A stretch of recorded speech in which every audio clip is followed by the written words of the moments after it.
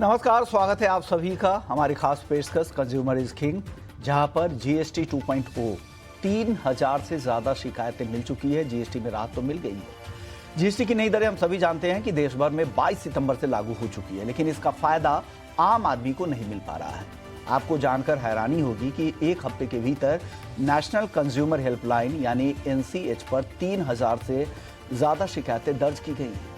ये जानकारी उपभोक्ता मामलों के सचिव निधि खरे ने दी है। उन्होंने बताया कि मिनिस्ट्री ऑफ कंज्यूमर अफेयर कड़ी निगरानी कर रहा है। निगरानी के लिए आर्टिफिशियल इंटेलिजेंस, चैटबॉट टेक्नोलॉजी का इस्तेमाल किया जा रहा है। नियम न मानने वाले विक्रेताओं पर कड़ी कार्रवाई की जाएगी। ऐसे में सबसे बड़ा सवाल उठता है कि एक सप्ताह के भीतर 300 से ज्यादा शिकायतें मिलना कोई आम बात नहीं है। दुकानदार क्यों कर रहे हैं मनमानी? नियमों का उल्लंघन क्यों किया जा रहा है? दुकानदारों पर सख्त एक्शन भी लेगी सरकार। एआई चैटबॉट से निगरानी, फिर भी जीएसटी 2.0 सही से लागू कराने में क्यों असफल हो रहे हैं सरकार?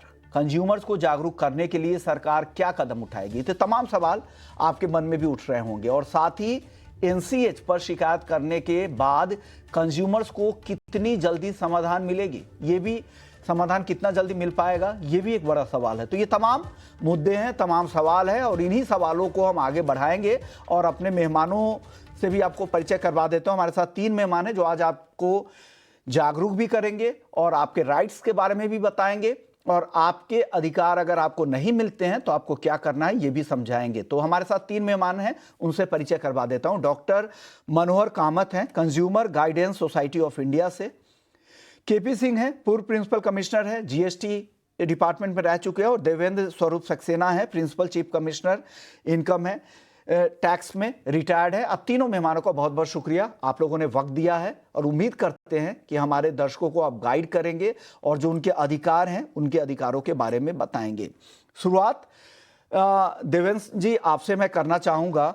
आप बताइए सर, ये टैक्स सिस्टम की जो पारदर्शिता है और कलेक्शन के लिहाज से अगर आप देखें तो ये किस तरह की, कितनी गंभीर समस्याएं आप देखते हैं? क्योंकि 3,000 हफ्ते भर में, और सिर्फ सरकार की तरफ से ये डेटा आ रहे हैं, इतनी शिकायतें आ रही है। सरकार ने तो राहत दे दी, लेकिन आम लोगों तक अभी भी नहीं पहुंच पा रही। इतनी शिकायतें क्यों आ रही है और कितनी गंभीर समस्या ये आपको दिख रही है? ये बहुत गंभीर समस्या है। सरकार जो है वो कंज्यूमर्स के हाथ में और पैसा देना चाहती है कीमतें कम करके, लेकिन सरकार की ये जो इनिशिएटिव या पहल है ये सक्सेसफुल नहीं होती दिख रही है। मैं आपसे एक छोटी सी बात कहूंगा। एक बड़ी पुरानी कहावत है कि कभी कीमतें और उम्र कम नहीं होती है। तो यही चीज है, जिस दाम पे चीज बिकती है वो उसी दाम पे बिकती रहती है। ये एक जनरल एक चीज जो तजुर्बे के ऊपर से देखी जा रही है। अब अगर सरकार अपने जो जीएसटी रेट कट का फायदा अगर कंज्यूमर्स को देना चाहती है, तो सरकार के पास एक ठोस प्लान होना चाहिए कि अगर कोई रिटेलर या डिस्ट्रीब्यूटर या मैन्युफैक्चरर इसमें बाधा डालेगा तो उसके अगेंस्ट क्या एक्शन लिया जाएगा। आज हम देख रहे हैं कि सरकार कह रही है कि आप कंज्यूमर हेल्पलाइन पे कंप्लेंट करिए, लेकिन उसके बाद सरकार क्या क्या एक्शन लेगी? जहां तक सीबीआईसी है, central board of indirect taxes, वो ये कह रहे हैं कि अगर किसी भी चीज पे जीएसटी की दर सही से लगाई जाए तो हम कुछ नहीं कर सकते हैं। तो आज के समय जो मैन्युफैक्चरर वगैरह कर रहे हैं वो ये है कि बेस प्राइस बढ़ा रहे हैं। मान लीजिए कोई चीज़ 100 रुपए की है, उस पे 18% जीएसटी लगता है, तो उसका दाम 118 रुपए था। अब 100 रुपए की चीज़ पे 5% जीएसटी के बाद उसका दाम 105 रुपए होना चाहिए। वो ऐसा करते हैं कि उसका दाम वो कर देंगे 112 रुपए। तो उसका जो सही दाम है वो 118 ही रहेगा, या फिर पार्शली कुछ पास ऑन कर देंगे, कहेंगे कि हम इस पे आपको डिस्काउंट दे रहे हैं। अभी एक सर्वे हुआ था, उसमें काफ़ी बड़ा सर्वे था, 332 डिस्ट्रिक्ट कवर हुए थे। तो उसमें ये पता लगा कि सिर्फ 10% केसेस में जीएसटी का पूरा फ़ायदा कंज्यूमर्स को मिला है, बाकी नहीं मिला है। और ये जो ई कॉमर्स प्लेटफॉर्म्स हैं, दवाइयाँ हैं और जो जनरल जो छुट-पुट सामान बिकता है, इसमें इसमें कोई भी जो है वो रेट कट का फ़ायदा कंज़्यूमर्स को पास ऑन नहीं हो रहा है। तो सरकार को पहले ये सोचना चाहिए कि हम किस तरह से ये एंश्योर करेंगे कि रेट कट का फ़ायदा कंज़्यूमर्स को हो, सबको बताया जाए कि भई ऐसा होगा, जिससे जो जो भी लोग इन्वॉल्व्ड हैं, जो मैन्युफैक्चरर, डिस्ट्रीब्यूटर, रिटेलर्स हैं, वो रेट कट का फ़ायदा कंज़्यूमर्स को दें।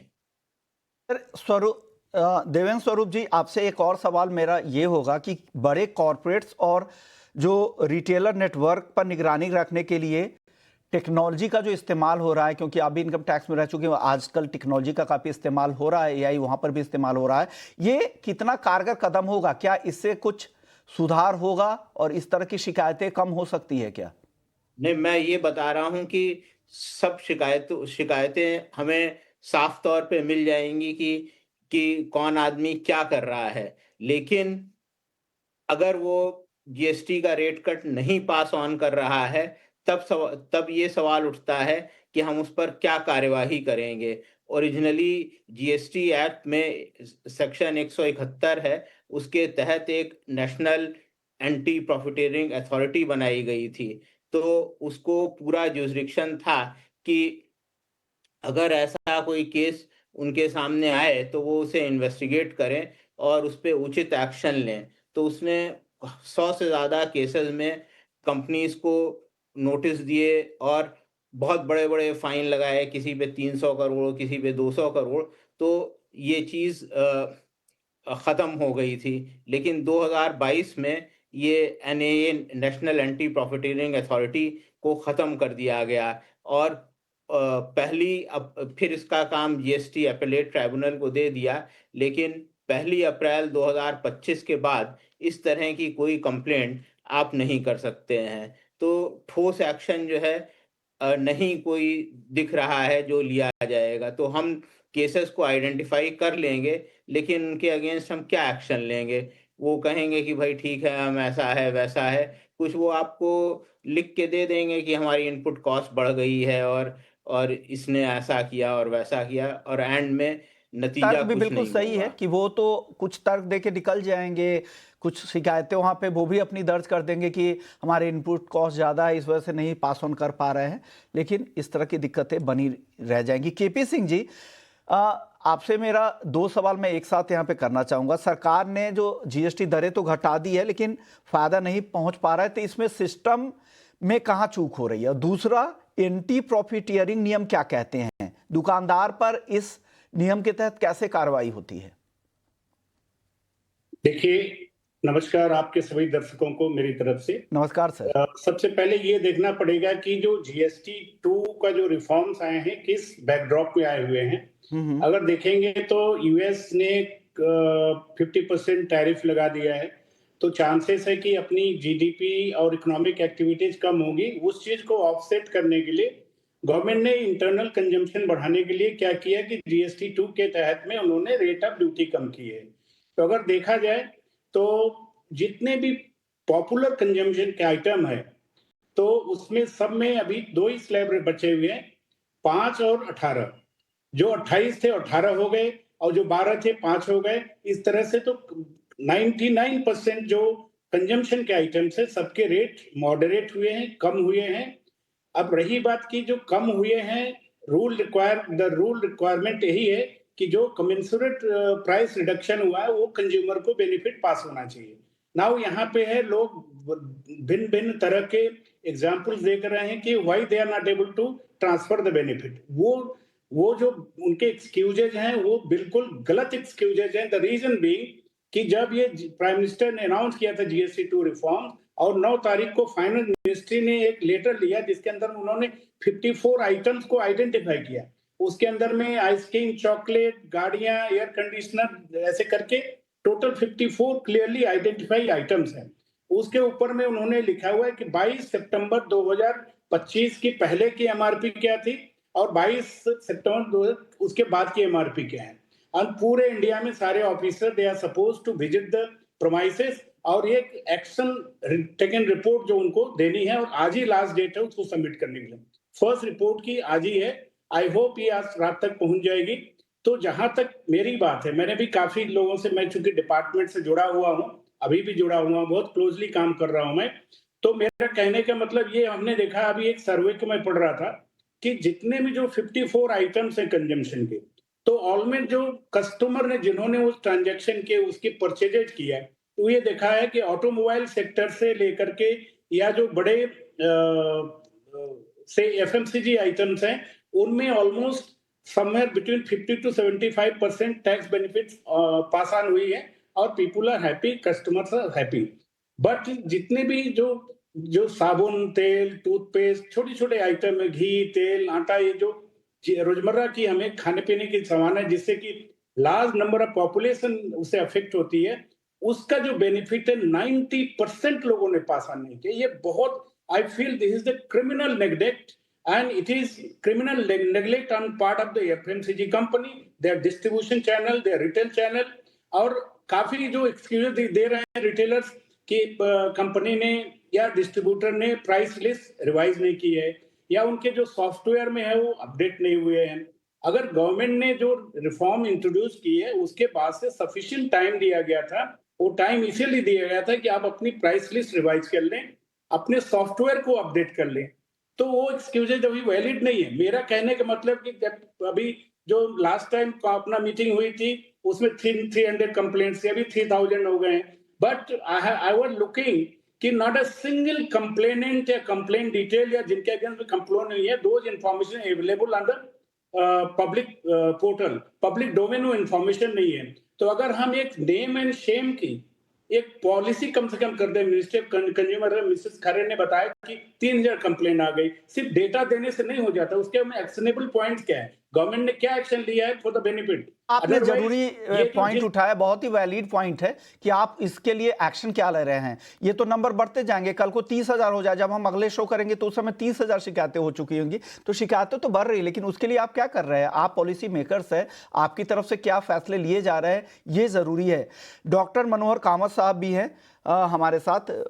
मनोहर सर, आपसे मेरा सवाल ये होगा कि कंज्यूमर्स को अगर दुकानदार के साथ विवाद की स्थिति में पहले क्या करना चाहिए। मैं इस संदर्भ में पूछ रहा हूं कि जीएसटी का अगर फायदा वो नहीं दे रहे हैं, ऐसे में अगर कोई जाता है कस्टमर और दुकानदार से इस मामले में विवाद हो जाता है, तो वो कस्टमर को क्या करना चाहिए? देखिए, इसमें दो तीन चीजें होती हैं। हमारे ग्राहकों को या उपभोक्ताओं को सतर्क रहना चाहिए। ओके, ये सबसे बड़ी बात है। हाँ। जब नॉलेज इनके पास आएगा तब उनको पता चलेगा कि भाई कितना जीएसटी का फर्क पड़ा और कितना इस चीज की कीमत है कहां पर। अभी इसके लिए उनको थोड़ा कभी न्यूज़पेपर या कभी कोई जो भी इश्तेहार आते हैं उसमें से देखना पड़ेगा। आपने देखा होगा बड़े बड़े इश्तेहार एफएमसीजीज और कई कई कंपनियों ने भी डाले थे, कहकर कि भाई 5% 10% कम हुए हैं। तो इन सबको पढ़ के जरा ध्यान में रखना चाहिए, ये पहली बात है। सेकंड चीज ये है कि अगर इनको लगता है कि ये ओवर चार्जिंग किया है, तो उनको उसी वक्त, आज के दिन पे सबके पास मोबाइल है, मोबाइल से चेक करना चाहिए कि क्या ये सचमुच ये इसका कीमत है। क्योंकि कीमत चुकाने से पहले क्रॉस चेक करना बहुत जरूरी है। और लास्ट पॉइंट ये है कि अगर किसी ने आपको चीट किया तो मिनिस्ट्री तो है ही, 3000 कंप्लेंट तो इनके पास है ही, लेकिन आप भी खुद कोई एक्शन ले सकते हैं। कैसे एक्शन ले सकते हैं? मेरे हिसाब से दो एक्शन हो सकते हैं। एक, अनफेयर ट्रेड प्रैक्टिस, ये कंज्यूमर प्रोटेक्शन एक्ट में एक तरतूद है, यानी वो एक पॉइंट है या सेक्शन है कि आप जिसमें बोल सकते हो कि भाई इन्होंने अनफेयर ट्रेड प्रैक्टिस, यानी जो आम तौर से नहीं होता है, ये आपने आउट ऑफ टर्न मुझे करके फंसाया। एक और दूसरी बात ये है, मैं समझता हूं ये ज्यादा पावरफुल है। अगर आप अपने मोहल्ले में सबको बोलोगे कि भाई ये फलाने दुकान में या ये फलाना दुकानदार आपको जीएसटी के बेनिफिट्स नहीं दे रहा है और इसके वजह से आपका नुकसान हो रहा है, तो क्या होगा? अपने आप लोग ऐसे दुकानदार से दूर रहेंगे। जब ये होगा तो ये हम कहते हैं इसको इकोनॉमिक स्ट्रेंगुलेशन। ये सबसे बड़ी कंज्यूमर्स के हाथ में एक डंडा है। इस डंडा को कंज्यूमर्स और उपभोक्ताओं को बार बार यूज करना चाहिए। इसको कलेक्टिव एक्शन बोलते हैं हम। एक्टिव एक्शन, वहां पर सबको आसपास उसको लोगों को भी मिलकर जागरूक एक्शन करें, लेना उन्हें भी चाहिए। बताएं कि अगर फायदा अगर सरकार दे रही है, जीएसटी में राहत मिली है तो आपको मिल नहीं रहा है, तो उसके बारे में आसपास के लोगों को भी बताएं। लेकिन मनोहर जी, एक सवाल ये है, शिकायत दर्ज कराने की प्रक्रिया को लेकर अगर बात करें तो ग्राहकों में इसको लेकर कितनी जागरूकता है? और एक और सवाल ये है कि क्या कंज्यूमर फोरम में जाने के बजाय एनसीए जैसे प्लेटफॉर्म काफी है क्या, मनोहर सर? ये उस जो उधर कार्यकर्ता या जो भी उनके जो चुने हुए ऑफिसर्स हैं उनके ऊपर डिपेंड होता है। अगर आप एनसीएच को कंप्लेंट करेंगे और उसका फौरन एक्शन होगा तो ये जो भी मुहिम है ये सक्सेसफुल होगा। लेकिन अगर ये लोग सिर्फ जमा करके कंप्लेंट नोटिस देकर चुपचाप बैठ जाएंगे तो कुछ होने वाला नहीं है। ये दुर्भाग्य है इस देश का कि बहुत सारे नोटिस निकाले जाते हैं और कहा जाता है कि ये मत करो वो मत करो, लेकिन इसका फॉलो अप नहीं होता है। हम इसको बोलते हैं taking it to logical conclusion.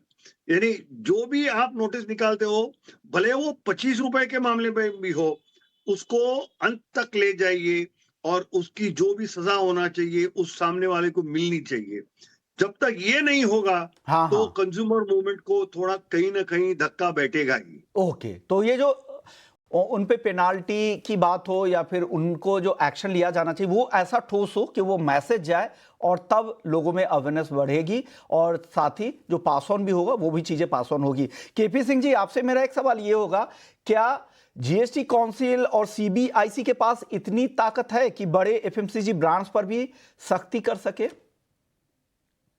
बिल्कुल ताकत है। वो सेक्शन 171 प्रोवाइड करता है, ऑल्दो एंटी प्रॉफिटियरिंग अथॉरिटी अभी नहीं है, बट वो लॉ तो पर्टिकुलर सेक्शन और पर्टिकुलर रूल रेगुलेशन तो अभी भी है कि अगर उससे तहत कोई भी प्राइस मैनिपुलेशन के कैटेगरी में आता है ये, और आपको जो लॉफुली बेनिफिट पास ऑन करना चाहिए, अगर वो नहीं कर रहे हैं तो इट इज डेफिनेटली ऑफेंस।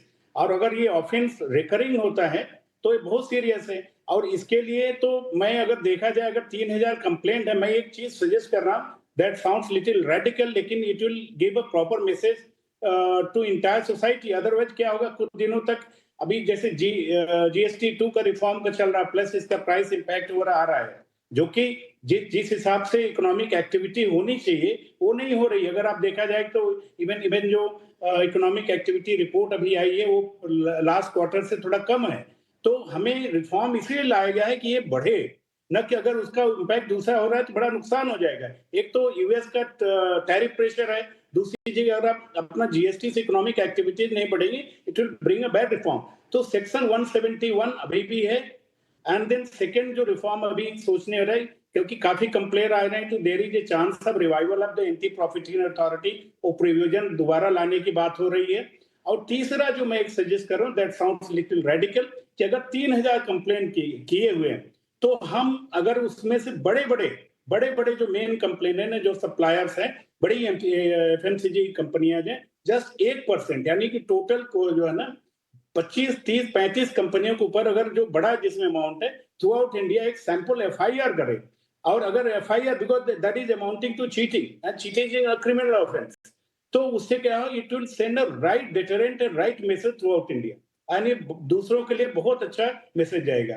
तो मेरे इसके अलावा भी आपको केपी सिंह जी लगता है क्या, केपी सिंह जी, एक और सवाल मैं ये करना चाह रहा हूं कि उपभोक्ता को फायदा पहुंचाने के लिए कुछ और आपको लग रहा है, कुछ और सख्त नीति बनाने की जरूरत है? कोई ऐसी नीति बता दीजिए कि अगर उससे हो सके कि ये इस तरह की शिकायतें कम हो जाए आने वाले समय में। देखिए, मैं आपके दर्शकों के लिए मैं भी दोबारा कह रहा हूं कि जो 22 सितंबर के पहले और बाद की जो रिपोर्ट है, आज उसकी लास्ट डेट है वो रिपोर्ट जाने, उसके बाद में गवर्नमेंट को एक प्राइस इंडिकेटर्स मिलेंगे, क्योंकि जो कंप्लेन लोग करते हैं उसके अंदर में सफिशिएंट इंफॉर्मेशन नहीं होती, बट गवर्नमेंट का जो सर्वे का रिपोर्ट होगा वो that will be proper indicator. I hope वो कल परसों तक पब्लिक डोमेन में भी आ जाएगा। तो उसके बाद से प्लस हमने जहां तक कहा कि इसके लिए जो enabling provisions of the rule and act वो एग्जिस्ट कर रहा है, एंड उसके लिए जो हमें ओनली थिंग की कानून है, बट एग्जीक्यूशन ऑफ द कानून जरूरत है। हमारे पास में प्रोविजन है, लॉ है, कानून है, consumer even as per the consumer protection act के अंदर में भी इट इज अमाउंटिंग ड्यूटी, लेकिन हम लोग ने किसी ने नहीं किया। Even I think even civil society वगैरह ने भी nobody has taken this action to the logical conclusion कि 3000 अगर कंप्लेंट फाइल हुए हैं, इवन 1% या 0.5% का भी एक सैंपल लेगा, FIR करें स्पेशली तो करें। कारण क्या है, वो 3000 कंप्लेंट किसके अगेंस्ट में हुआ, वो इंफॉर्मेशन पब्लिक डोमेन में नहीं है। कंज्यूमर मिनिस्ट्री ने पब्लिक डोमेन में नहीं किया। अगर वो पब्लिक डोमेन में करते हैं तो even person like us who are concerned that it should have a proper impact on revival of economic activity, वो होना चाहिए, वो हो नहीं रहा है। तो आई रिक्वेस्ट कि मिनिस्ट्री ऑफ कंज्यूमर अफेयर को जो 3000 कंप्लेंट है, मे बी नेक्स्ट टाइम हम लोग मिलेंगे वो 30,000 हो जाएगी, तो उसमें से उस इंफॉर्मेशन को पब्लिक डोमेन में लाएं। तो पब्लिक डोमेन में लाने से क्या होता है, जागरूक करें और इसके खिलाफ ठोस एक्शन हो। आपके तमाम पॉइंट सर काफी वैलिड पॉइंट्स है। देवेंद्र स्वरूप सर, आपसे मेरा एक सवाल होगा, आपको लग रहा है कि 2 से 3 सालों की अगर बात की जाए तो जीएसटी जो कंप्लायंस है और कंज्यूमर बेनिफिट ट्रांसफर को लेकर जो सिस्टम है, यहां से बेहतर होने की उम्मीद आपको दिख रही है? अब जरूर होगा, क्योंकि सरकार जो है वो जब देखेगी कि उसके जो रिफॉर्म्स हैं वो मतलब कुछ लोग जो हैं उस रिफॉर्म में बाधा डाल रहे हैं, तो सरकार जरूर कुछ एक्शन लेगी कि रिफॉर्म्स को जो है वो अंत तक, लॉजिकल एंड तक ले जाया जाए। जैसे मिस्टर ये सिंह कह रहे थे, हम लोगों के पास लॉ तो है, लेकिन उसका कोई मशीनरी प्रोविजन नहीं है कि इस लॉ को हम कैसे एनफोर्स करें। जीएसटी में अगर कोई प्रॉफिटियरिंग करता है तो उसे कैसे एनफोर्स करें। तो ये एक सरकार के लिए एक छोटी बात है।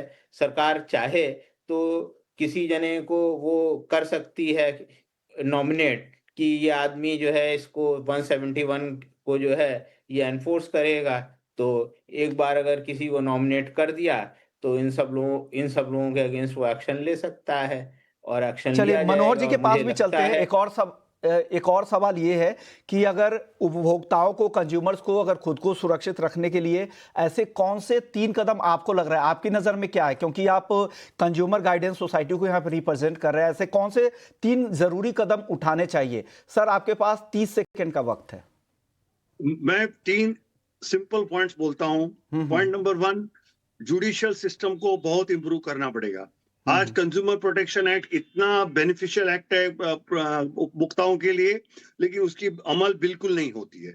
आज 3, 4, 5 साल लगते हैं। सेकंड पॉइंट ऐसा है कि गवर्नमेंट को सतर्क रहना पड़ेगा और जो भी चीजें हैं उनको प्रोसिक्यूशन करके एंड तक लेना पड़ेगा। लेकिन फिर से वो पहले पॉइंट पे आ जाएगा कि जुडिशरी बीच में आ जाएगी। और लास्ट पॉइंट मेरा ये है कि इस देश में बहुत सारे एक्ट्स हैं। अभी सर ने भी कहा 171 में कीजिए, ये कीजिए, लेकिन इस देश में मेरा एक खुद का बनाया हुआ एक कहावत है कि there are acts and acts and acts but nobody acts. हम इतने कायदे कानून बना के रखते हैं लेकिन इनकी अमल बहुत ही कम होता है। बिल्कुल सही बात है। एक्ट्स तो काफी सारे हैं, लेकिन उसका इम्प्लीमेंटेशन, उसको लेकर कितना एक्शन होता है और उस एक्शन के बाद क्या कुछ बदलाव हो रहे हैं, इसे भी देखना जरूरी है। उसका इवैल्यूएशन सबसे ज्यादा जरूरी है। आप तीनों मेहमानों को इसी नोट पर शुक्रिया करना चाहेंगे। जीएसटी दरें घटाकर सरकार ने राहत देने की कोशिश की है, लेकिन जब तक उसका फायदा आम उपभोक्ता तक नहीं पहुंचेगा तब तक टैक्स रिफॉर्म अधूरा ही रहेगा। जरूरत है कि कंज्यूमर जागरूक हो, नियम सख्ती से लागू हो और सिस्टम में पारदर्शिता बढ़े, तभी टैक्स कटौती का असली असर बाजार और आम लोगों की जेब में दिखेगा। चलिए इसी नोट पर इस शो को यही खत्म करेंगे। बाकी खबरों के लिए आप बने रहिए हमारे साथ। नमस्कार।